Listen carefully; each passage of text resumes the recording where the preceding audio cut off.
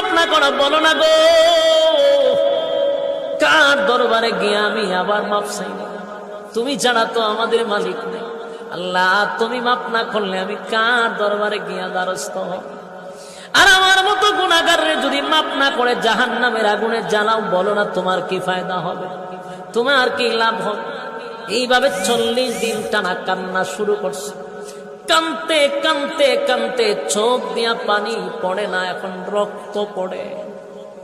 এমন কান্না কানছে রে, এমন ভাবে তওবা করছে, তওবা করতে গিয়ে আমার মালিক নিয়ে তো খুশি করা করছে।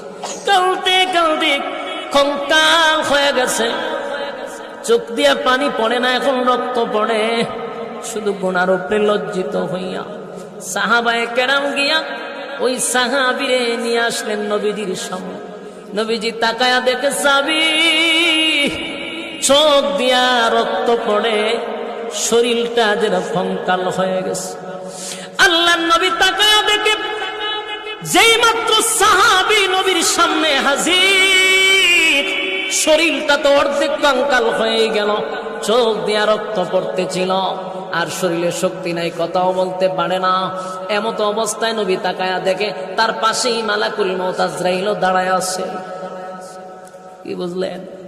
নবীজি অবাক হয়ে গেল, এই সাহাবীর পাশে তো মালাকুল মউত আজরাইল দাঁড়ায় আছে।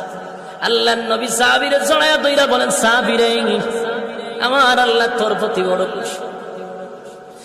এমন আজরাইল মালাকুল মউত আজরাইল বলে, নবী গো আমি আসছি আপনার এই সাহাবীকে নিয়ে যাওয়ার জন্য। নবীজি সাহাবীরে জড়ায়া ধইরা কান্দে আর বলে, সাহাবীরে কান্দিস না, আমার আল্লাহ তোর প্রতি খুশি হয়ে গেছে। এই মুহূর্তে মালাকুল মউত আজরাইল তোরে নিতে আসছে, জীবনের জন্য দুনিয়ার থেকে বিদায় হয়ে যাবে। ওই সাহাবীর মনের মধ্যে কষ্ট নাই,